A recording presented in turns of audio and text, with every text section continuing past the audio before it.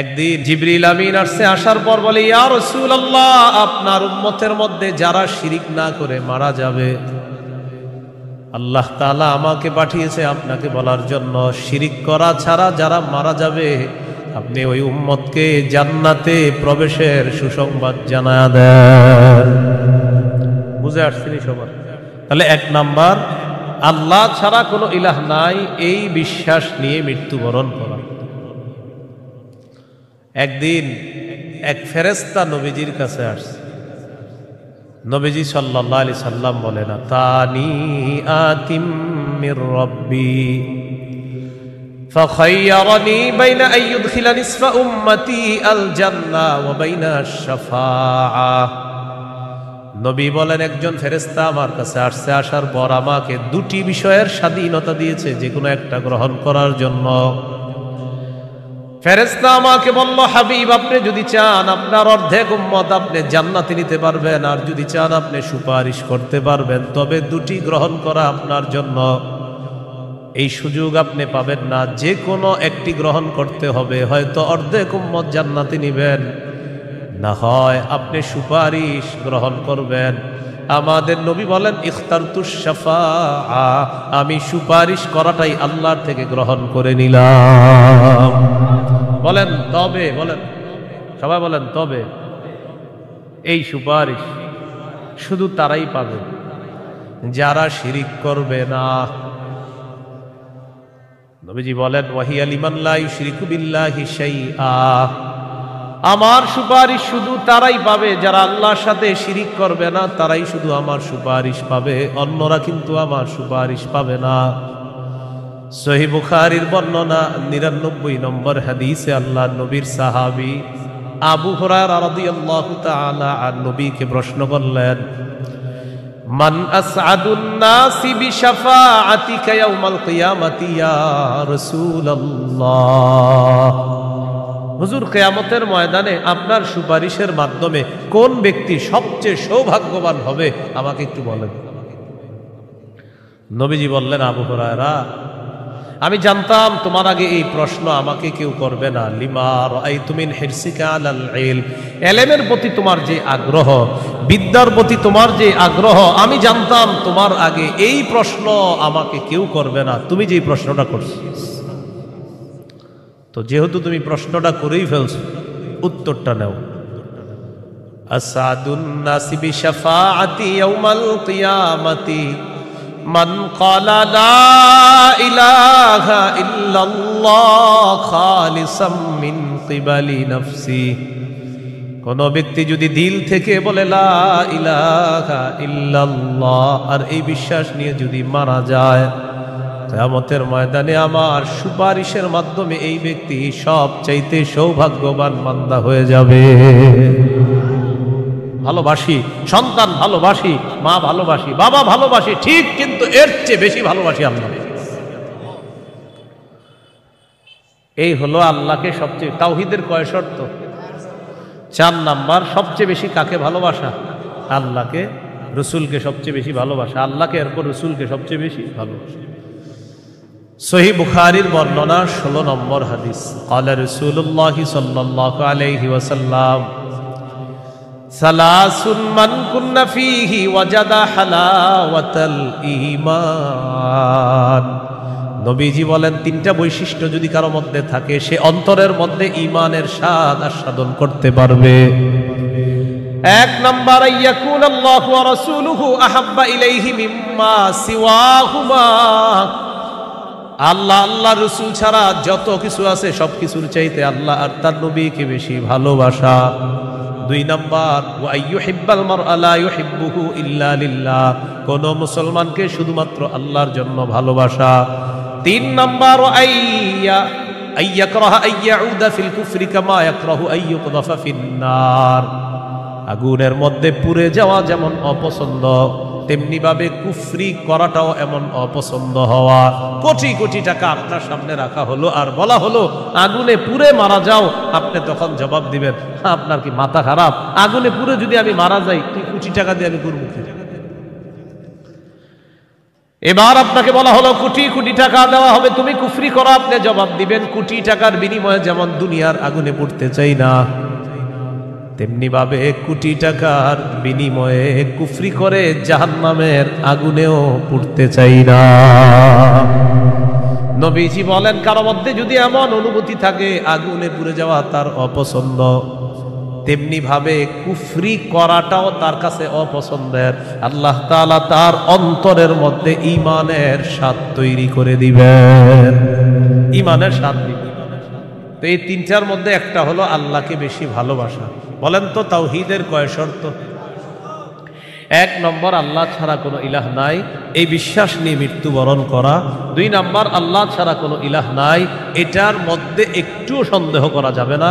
3 নম্বর আল্লাহ ছাড়া কোনো ইলাহ নাই, এটা মুখে বলা, অন্তরে স্বীকার করা, বিশ্বাস করা। 4 নম্বর আল্লাহকে সবচেয়ে বেশি ভালোবাসা। এই 4 শর্ত পূরণ করে আমরা যেন কবরে যেতে পারি, আল্লাহ তাআলা তৌফিক দান করেন। এরপরে আল্লাহ বলেন ওয়াল্লাহু সামিউন আলিম, আল্লাহ সর্বশ্রোতা সর্বজ্ঞানী। এটা হলো সূরা বাকারার 256 নম্বর আয়াত। এখন আপনাদেরকে 56 নম্বর আয়াত থেকে জিজ্ঞাসা করতে চাই, একটা হলো তাগুতের দল আর একটা হলো আল্লাহর দল। দুনিয়াতে মৌলিকভাবে মানুষের দল দুইটা, একটা হলো হিজবুল্লাহ আল্লাহর দল, আর একটা হিজবুশ শয়তান শয়তানের দল। এই 2 দল মৌলিকভাবে মানুষের মধ্যে সূরা মুজাদালায় 2 দলের কথা আছে। তো এই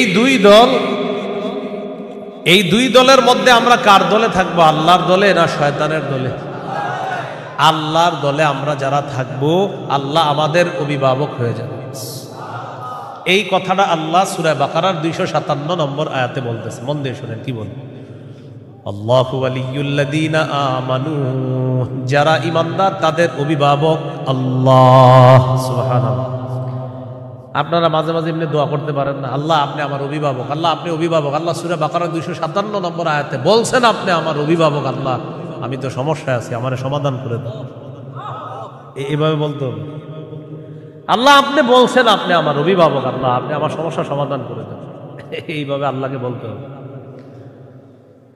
আল্লাহু ওয়ালিয়ুল্লাযীনা আমানু, আল্লাহ বলেন যারা ঈমানদার তাদের অভিভাবক হলেন আল্লাহ। ইউখরিজুহুম মিনাজ যুলুমাতি ইলান নূর, আল্লাহ তাআলা অভিভাবক ঈমানদারদেরকে অন্ধকার থেকে বের করে আলোর দিকে আল্লাহ তাআলা নিয়ে যায়। ওয়াল্লাযীনা কাফারু আউলিয়াউহুমুত তাগুত, আর যারা কাফের তাদের অভিভাবক হলো শয়তান। বলেন তো ঈমানদারের অভিভাবক কে? কাফেরের অভিভাবক কে? উলাইকা আসহাবুন নারি হুম ফিহা খালিদুন। আল্লাহ বলেন যারা তাগুতের অনুসারী তারা চিরস্থায়ীভাবে জাহান্নামে থাকবে। বলি নাউজুবিল্লাহ। তাগুত বলা হয় যত সীমা লঙ্ঘনকারী আছে জালেম, সব তাগুত। এই তাগুত এটা পুরুষ হোক আর মহিলা হোক, এই তাগুত যারা এরা জালেম অথবা জালেমা, সব তাগুত। তবে কষ্টের বিষয় আর দুঃখের বিষয়, আমরা বারবার এক তাগুত ছেড়ে আরেক তাগুতকে ধরি। এক তাগুত ছেড়ে আরেক তাগুতকে কি করি? ধরি। কেন ধরি জানেন? বৃষ্টি থেকে বাঁচার জন্য ঝর্ণা নিচে এসে দাঁড়ায় আর কি। কোথায় দাঁড়াই? বাঁচার জন্য কি থেকে কোথায় এসে দাঁড়াই?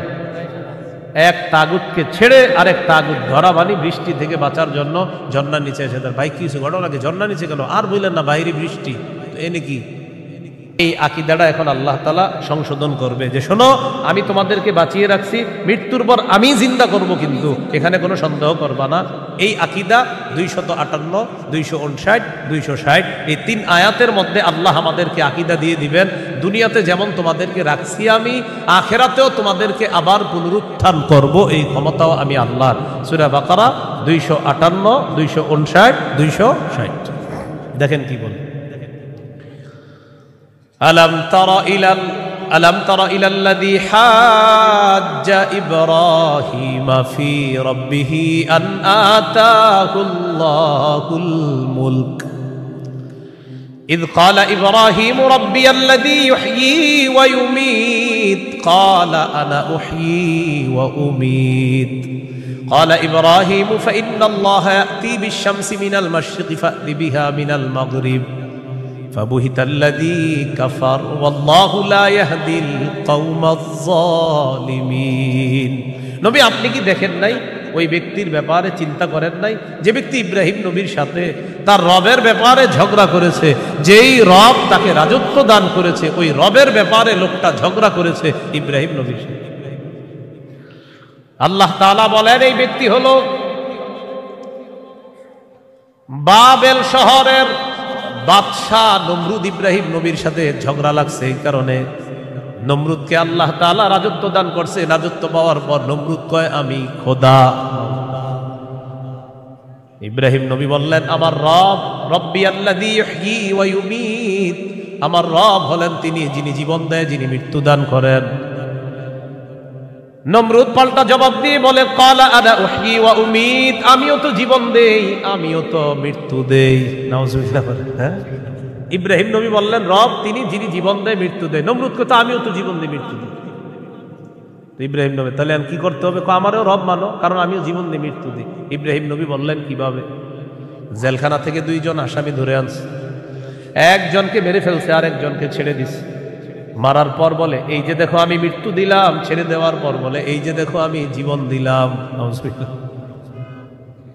কি ইন্টারন্যাশনাল পদ্ধতির জীবন মৃত্যু! হ্যাঁ, দুইজনকে ধরে আনছে, একটাকে হত্যা করছে আর একটাকে ছেড়ে দিছে। হত্যা করার পর বলে দেখো জীবন দিলাম মৃত্যু দিলাম, জীবন দিলাম কিভাবে? আর একটাকে ছেড়ে দিছে, এটা ছেড়ে দেওয়ার পর বলছে আমি তাকে জীবন দিলাম। আপনারা বলেন এটা কি জীবন মৃত্যু? ইব্রাহিম নবী চিন্তা করলেন এরে এমন এক কথা বলে আটকাইতে হবে যে কথার পরে আর ঝগড়া করবে না। قال إبراهيم فإن الله يأتي بالشمس من المشرق فأت بها من المغرب। ইব্রাহিম নবী বললেন আমার রব আল্লাহ প্রতিদিন সূর্য পূর্ব দিক থেকে উঠায়, তুমি পশ্চিম দিক থেকে উঠায় দাও। তুমিও তো রব, তোমার দাবি অনুযায়ী। নাউজুবিল্লাহ। ফাবুহিতাল্লাযী কাফার, আল্লাহ তাআলা বলেন যে ঝগড়া করছে নমরুদ কাফের, ধরাশয়ী হয়ে গেল, ঝগড়ায় হেরে গেল।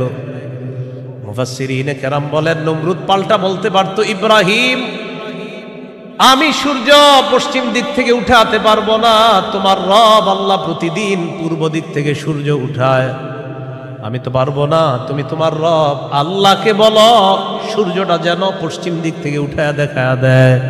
মুফাসসিরিনে কেরাম বলেন নমরুদ বুঝে শুনেই পাল্টা চ্যালেঞ্জ দেয় নাই। কেন দেয় নাই? নমরুদ কিন্তু চ্যালেঞ্জ দিতে পারতো পাল্টা, ইব্রাহিম তুমি আমারে বললা আমি যেন সূর্য পশ্চিম দিক থেকে উঠাই, তোমার রব যেহেতু পূর্ব দিক থেকে উঠায়, তো পাল্টা প্রশ্ন করতে পারতো নমরুদ ইব্রাহিম আমি তো পারলাম না, তোমার রব আল্লাহকে বলো আল্লাহ যেন সূর্যটা পশ্চিম দিক থেকে উঠায় দেখায়। মুফাসসিরিনে কেরাম বলে নমরুদ এটা বুঝে শুনেই পাল্টা প্রশ্ন করে নাই, কারণ নমরুদ জানে এই প্রশ্ন করলে ইব্রাহিম চ্যালেঞ্জ গ্রহণ করবে, আল্লাহকে বলবে আল্লাহ সাথে সাথে সূর্য পশ্চিম দিক থেকে উঠায় দেখায়। আর এটা যদি করে ফেলে নমরুদের দল ছোট হয়ে যাবে, হালকা হয়ে যাবে। এই জন্য নমরুদ আর পাল্টা চ্যালেঞ্জ দেয় নাই। বলেন তো নমরুদকে রাজত্ব দিয়েছিল কে? দেওয়ার পর বলে আমি খোদা। কি বলে? আমি খোদা। এই জন্য প্রিয় ভাইয়েরা সামনের দিকে যাদেরকে আমরা শাসন ক্ষমতায় বসাবো, যাদেরকে আমরা দায়িত্ব দিব, বুঝে শুনে দায়িত্ব দিতে হবে। কি শুনে? বলেন আমার সাথে প্রতিদিন 2 রাকাত অতিরিক্ত নফল নামাজ পড়ব, পড়ার পর 3টা দোয়া করব। 1 নাম্বার আল্লাহ, বলেন আল্লাহ কিয়ামতের আগে বাংলাদেশে আর কোন নারী প্রধান চাই না।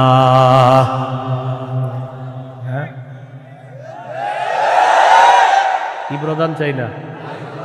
সবাই জোরে বলেন কেন? আরো জোরে বলেন, আরো জোরে, আরো জোরে।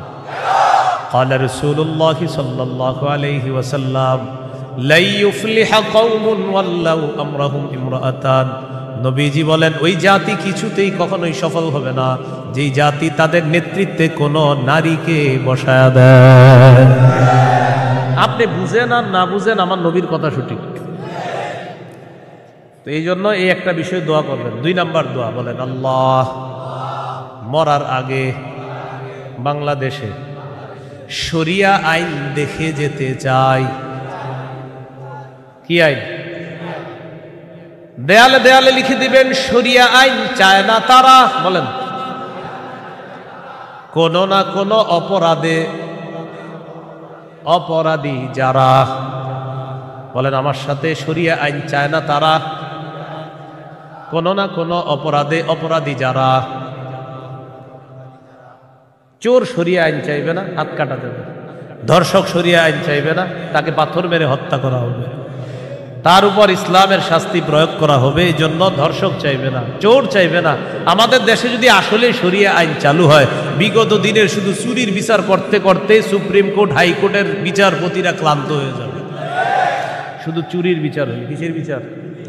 এটা 2 নাম্বার দোয়া করবেন। 3 নাম্বার দোয়া বলেন, আল্লাহ আমাদের দেশে এমন একজন শাসক দিয়ে দেন, যেই শাসক মৌলিক 4টি কাজ করবে। 1 নাম্বার নামাজ কায়েম করবে, 2 নাম্বার যাকাত প্রতিষ্ঠিত করবে, 3 নাম্বার সৎ কাজের আদেশ করবে, 4 নাম্বার অসৎ কাজের নিষেধ করবে। সবাই বলেন দলিল, বলেন দলিল। সূরা হজ 41 নম্বর আয়াত। কোন সূরা? কত নম্বর আয়াত?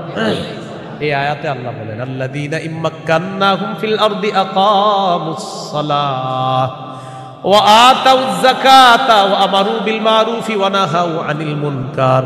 আল্লাহ তাআলা বলেন, আমি যাদেরকে দুনিয়ার শাসন ক্ষমতায় বসাই, তাদের মৌলিক কাজ হবে 4টা। 1 নাম্বার আকামুস সালাহ, তারা রাষ্ট্রীয়ভাবে নামাজ কায়েম করতে হবে। রাষ্ট্রের প্রত্যেকটা নাগরিক যেন নামাজ পড়ে, এই দায়িত্ব পালন করতে হবে।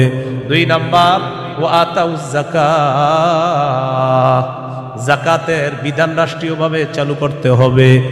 আমাদের দেশে যদি রাষ্ট্রীয়ভাবে যাকাতের বিধান চালু হয়ে যায়, আর সব ধনীরা যদি 1 বছর যাকাত আদায় করে, কয় বছর? ওই বছর সুদ বলবে, যাকাত তুমি ভালো থেকো, আমি সুদ বিদায় নেই। কয় বছর? 1 বছর যদি যাকাত যারা দেয়, এরা যদি দেয়, সুদ বলবে, যাকাত তুমি থাকো, আমি চলে যাই, কারণ আমার আর থাকার জায়গা নাই। বলেন আমার সাথে, সুদে ফকির আরো ফকির হয়, যাকাতে ফকির আরো ধনী হয়। দলিল ইবনে মাজাহ 2279 নম্বর হাদিস। আবার বলেন, বলেন, সুদে ফকির আরো ফকির হয়, যাকাতে ফকির ধনী হয়। বলেন, আমাদের এই রাষ্ট্র সুদ ভিত্তিক হওয়ার কারণে এখন আমরা সবাই মোটামুটি ভিক্ষুক। কারণ আমাদের প্রত্যেকের মাথা পিছু 1,07,000 টাকা ঋণ। তো আপনি কোথায় ধনী? সুদের শেষ পরিণতি ভিক্ষা। এটা আপনার যদি বুঝে না আসে, কিছু করার নাই। আমার নবীর কথা যেটা বলবে নবী, আজ হোক কাল হোক, সেটা ফলবেই, কোনো সন্দেহ নেই।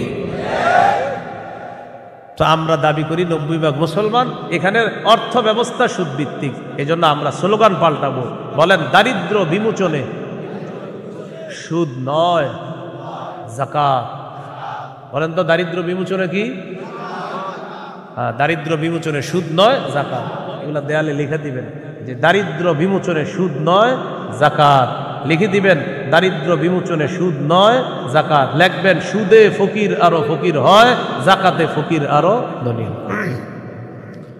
নমরুদকে রাজত্ব দিছে আল্লাহ তাআলা, সে এখন বলে আমি খোদা। বলেন নাউজুবিল্লাহ। বলেন, জীবন মৃত্যু কে দেয়? এটা হলো সূরা বাকারা 258 নম্বর আয়াত। 259 নম্বর আয়াতটা শোনার আগে আগে বুঝেন। এক ব্যক্তি এক এলাকার সামনে দিয়ে যাইতেছে, যাওয়ার সময় দেখে কি এলাকার সবগুলা ঘর বাড়ি ছাদের উপরে পড়ে রয়েছে, নিচে ছাদ, উপরে ঘর বাড়ি। আপনাদের এলাকার ছাদ কি নিচে থাকে না বাড়ির উপরে থাকে? কয়েকজন কইছে, মানে অন্যদের ঘর বাড়ির ছাদ নিচে থাকে। ঘর বাড়ির ছাদ কই থাকে? এটা প্রথমে বললেন না কেন? মানে প্রথমে কয়েকজন কইছে কয়েক উপরে, মানে অন্যদের ছাদগুলা নিচে। আপনাদের ঘর বাড়ির ছাদ কই? তো এই কথাটা প্রথমে বললে সমস্যা ছিল কি? এক ব্যক্তি যাইতেছে এক এলাকার সামনে দিয়ে, যাওয়ার সময় দেখে ঘর বাড়ি সব ধ্বংস হয়ে পড়ে রয়েছে, নিচে হইল ছাদ, উপরে ঘর বাড়ি। উনি এই বিষয়ে দেখা সাথে সাথে বললেন, আল্লাহু আকবার, আল্লাহ কত মহান, এদেরকে ধ্বংস করলেন আল্লাহ, আবার আল্লাহ কিভাবে জিন্দা করবে, এটা ওনার সন্দেহ না, এটা ওনার কি না সন্দেহ না, এটা উনি বিস্ময় প্রকাশ করতেছে, আল্লাহ কত মহান, আবার কিভাবে আল্লাহ জিন্দা করবে, এটা মুখ দিয়ে বলে ফেলছে। সাথে সাথে আল্লাহ তাকে মৃত্যু দিচ্ছে, 100 বছর মৃত অবস্থায় রাখছে। কয় বছর? 100 বছর মৃত অবস্থায় রাখছে। 100 বছর পর জিন্দা করছে। জিন্দা করার পর তাকে জিজ্ঞাসা করলেন, আপনি কয় বছর মৃত অবস্থায় ছিলেন? তো জবাব দিলেন, 1 দিন বা আধা দিন। আল্লাহ তাআলা বললেন, আপনি 100 বছর ছিলেন মরা। কয় বছর? ওই যে উনি বলছিলেন মরাকে আল্লাহ কিভাবে জিন্দা করবে, আল্লাহ দেখাই দিতেছে। আপনার খানা পানির দিকে তাকান তো, তাকাইছে খানা পানির দিকে, তাকায় দেখে খানা পানি পচে নাই। সুবহানাল্লাহ। কয় বছর? এবার আপনার গাদার দিকে তাকান তো, তাকাইছে গাদার দিকে, গাদাটার কি অবস্থা, দেখে কি গাদা পচে গলে মরে মাটির সাথে মিশে গেছে। আল্লাহ তাআলা বুঝায়, এই জন্যই তো আমি আল্লাহ।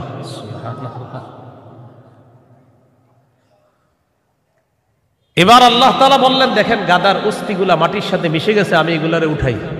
তো হাড্ডি উঠাইছি, উঠানোর পর এটার উপরে আল্লাহ গোস্তের প্রলেপ দিয়ে এটার মধ্যে প্রাণ সঞ্চার করে আবার গাদা জিন্দা করে দিচ্ছে। বলেন মৃতকে জিন্দা করে কে?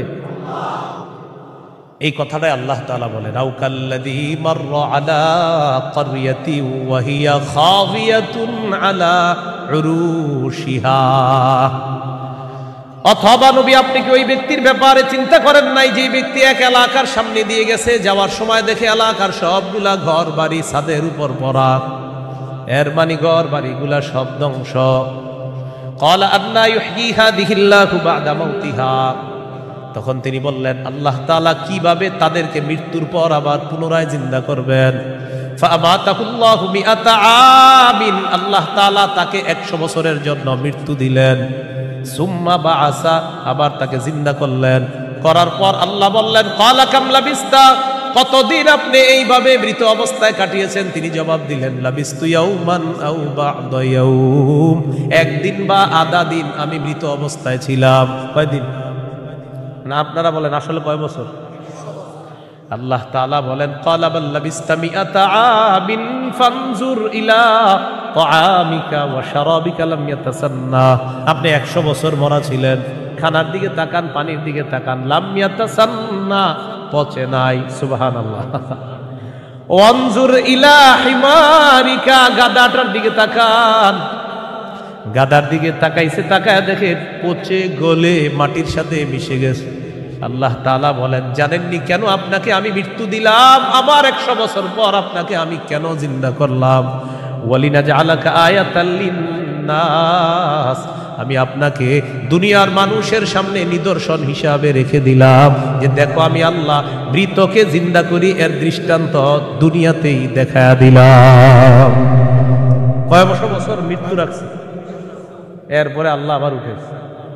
এবার আল্লাহ বললেন, অনজুর ইলাল ইযামি কাইফা নুনশিজুহা, ওই যে আপনার গাদার অস্থিগুলা মাটির সাথে মিশে গেছে, দেখেন কিভাবে আমি উত্থিত করি। সুম্মা নাকসুহা লাহমা, এরপর দেখেন কিভাবে গোস্তের পোশাক হাড্ডিগুলার উপর পড়ায়া দেই। আল্লাহ গোস্তের পোশাক পরায়া প্রাণ সঞ্চার করে গাদা আবার জিন্দা করে। এবার তিনি বললেন, মানে কে? ওই যে যিনি বলছিলেন 100 বছর আগে আল্লাহ কিভাবে জিন্দা করবে, তখন তিনি বললেন, ক্বালা আ'লামু আন্নাল্লাহা আলা কুল্লি শাইইন কাদির। আমি বুঝতে পারছি, আমি জানি আল্লাহ সবকিছুর উপর ক্ষমতাবান। বলেন সবকিছুর উপর ক্ষমতাবান কে? 100 বছর মৃত রাইখা আবার জিন্দা করার ক্ষমতা কার? এখন আমি কি আপনাদেরকে বলছি লোকটাকে, এই লোকটাকে বলছি? বলি নাই। এলাকা কোনটা এটাও বলছি? বলি নাই। কোরআনে এলাকার নামও আসে নাই, ওই ব্যক্তির নামও আসে নাই। তবে মুফাসসিরিনে কেরাম বলেন, এই ব্যক্তি যে একজন নবী ছিলেন এতে সন্দেহ নেই। উনি একজন কি ছিলেন? নবী ছিলেন, এতে কোনো সন্দেহ নেই। এটা হলো মুফাসসিরিনে কেরামের বক্তব্য। মুআররিখিন যারা আছে, ঐতিহাসিকগণ, তারা বলেন আগে পরে গবেষণা করলে বোঝা যায় তিনি ছিলেন উযাইর আলাইহিস সালাম। কোন নবী?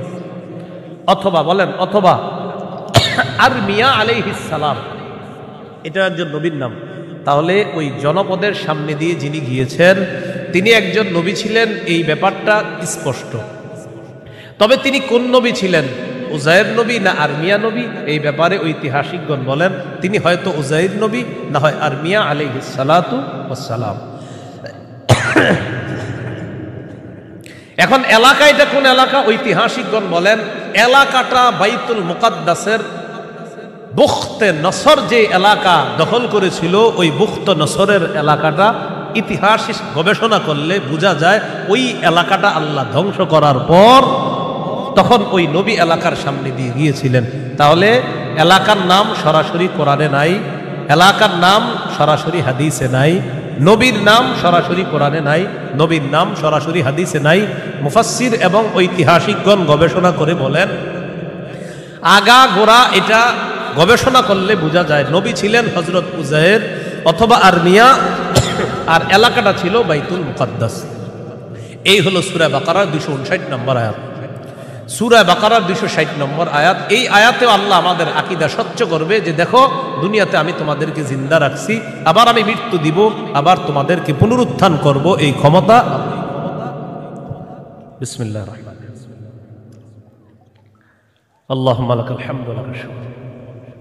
সূরা বাকারা 260 নম্বর আয়াত আল্লাহ বলেন وَإِذْ قَالَ إِبْرَاهِيمُ رَبِّ أَرِنِي كَيْفَ تُحْيِي الْمَوْتَى قَالَ أَوَلَمْ تُؤْمِنْ قَالَ بَلَى وَلَكِنْ لِيَطْمَئِنَّ قَلْبِي قَالَ فَخُذْ أَرْبَعَةً مِنَ الطَّيْرِ فَصُرْهُنَّ إِلَيْكَ ثُمَّ اجْعَلْ عَلَى كُلِّ جَبَلٍ مِنْهُنَّ جُزْءًا ثُمَّ ادْعُهُنَّ يَأْتِينَكَ سَعْيًا وَاعْلَمْ أَنَّ اللَّهَ عَزِيزٌ حَكِيمٌ। স্মরণ করুন ওই সময়কে যখন ইব্রাহিম নবী বললেন রব্বি আরিনি কাইফা তুহিল মাউতা, আল্লাহ আপনি আমাকে দেখান আপনি কিভাবে মৃতকে জিন্দা করেন। আল্লাহ তাআলা বললেন ক্বালা আওয়ালাম তুমিন, ইব্রাহিম আপনি কি বিশ্বাস করেন না? ইব্রাহিম নবী জবাব দিলেন ক্বালা বালা ওয়ালাকিন লিয়াতমাইন্না কলবি, আল্লাহ অবশ্যই বিশ্বাস করি, তবে আমার অন্তরের প্রশান্তির জন্য আমি জানতে চাই আল্লাহ আপনি কিভাবে মৃতকে জিন্দা করেন। ভাই 259 আর 260 নম্বর আয়াতে একটা বিষয় কিন্তু মনে রাখেন, আমি আবার বারবার বলতেছি কথাটা। 259 নম্বর আয়াতে ওই যে নবী বললেন আল্লাহ কিভাবে মৃতদেরকে জিন্দা করবেন, এটা কিন্তু নবীর সন্দেহ না। আবার বলছি এটা কি না, সন্দেহ না, বলেন বিস্ময়, কি উনি আশ্চর্য হচ্ছেন। আবার 260 নম্বর আয়াতে ইব্রাহিম নবী বলতেছে আল্লাহ আপনি আমারে দেখান কিভাবে মৃতকে জিন্দা করেন, এটাও ইব্রাহিম নবীর সন্দেহ না, বরং ইব্রাহিম নবী অন্তরকে শান্তি দিতে চায় আল্লাহ আপনি যে মৃতকে জিন্দা করেন এটা দেখলে আমার দিলে একটু ভালো লাগতো, শুধু এই কারণে আমি দেখতে চাই। তাহলে বিষয়টা কি সন্দেহ? নাউজুবিল্লাহ, কোন নবী সন্দেহ করতে পারে না। তো আল্লাহ তাআলা বললেন ক্বালা ফাকুজ আরবাতাম মিনাত তায়র, ইব্রাহিম আপনি 4টা পাখি ধরেন, ফাসুরহুন্না ইলাইকা, এই 4টি পাখি আপনি বসে আনেন, আপনার আয়ত্তে আনেন। আয়াতে আনার পর সুম্মা জাআলা আলা কুল্লি জাবালিম মিনহুন্না জুজআ, 4টা পাখিকে আপনি চূর্ণ বিচূর্ণ করে টুকরা টুকরা করে ফেলবেন। টুকরা টুকরা করার পর এই পাখিগুলার টুকরা টুকরা বিভিন্ন পাহাড়ের মধ্যে আপনি ছিটায় দিবেন। কোন পাখির টুকরাটা কোন পাহাড়ের মধ্যে আছে এটা আপনার জানা নাই। এবার আপনি তাদের নাম ধরে আপনি ডাকবেন। আল্লাহ তাআলা বলেন আমার হুকুমে যেই যেই পাখির টুকরাগুলা যেই পাহাড়ের মধ্যে আছে ওই টুকরাগুলা আমি আল্লাহ প্রত্যেক পাহাড় থেকে আলাদা আলাদা করে একত্রিত করে অবিকল ওই পাখির মধ্যে প্রাণ সঞ্চার করে দিব। পাখি আপনার সামনে উঠতে উঠতে উপস্থিত হয়ে যাবে। তো আল্লাহ বলেন ফাসুরহুন্না ইলাইকা, এটা আপনি বসে আনেন, আয়াতটা আনেন। সুম্মা জাআল আলা কুল্লি জাবালিম মিনহুন্না জুজআ, এগুলার টুকরা টুকরা করে আপনি পুরা সব একসাথে করে ফেলবেন। এখন বলেন তো 4 পাখি একসাথে টুকরা টুকরা করলে কোন পাখির টুকরা কোথায় আছে এটা কি বলা যাবে? ইব্রাহিম নবীকে বললেন আলাদা আলাদা পাহাড়ের মধ্যে রেখে দেন। রাখার পর এবার আপনি ডাক দিবেন। ডাক দেওয়ার পর দেখবেন ওই আলাদা টুকরাগুলা একত্রিত হয়ে যেই যেই পাখির টুকরা আমি আল্লাহর হুকুমে ওই পাখির শরীরে যাবে, আমি প্রাণ সঞ্চার করে দিব। পাখি আপনার সামনে উঠতে উঠতে উপস্থিত হয়ে যাবে। শেষে আল্লাহ বলেন ওয়ালাম, জেনে রাখেন আল্লাহ আজিজুল হাকিম, আল্লাহ মহাপরাক্রমশালী, আল্লাহ মহাপ্রজ্ঞাময়। 3টি বিষয়। 1 নাম্বার বলেন আল্লাহর কাছে মনোনীত ধর্মের নাম কি? ইসলাম। ইসলামের দাওয়াত অন্যের সামনে দেওয়া যাবে কিনা? যাবে। ইসলাম গ্রহণে কাউকে কি জোর করা যাবে? আচ্ছা।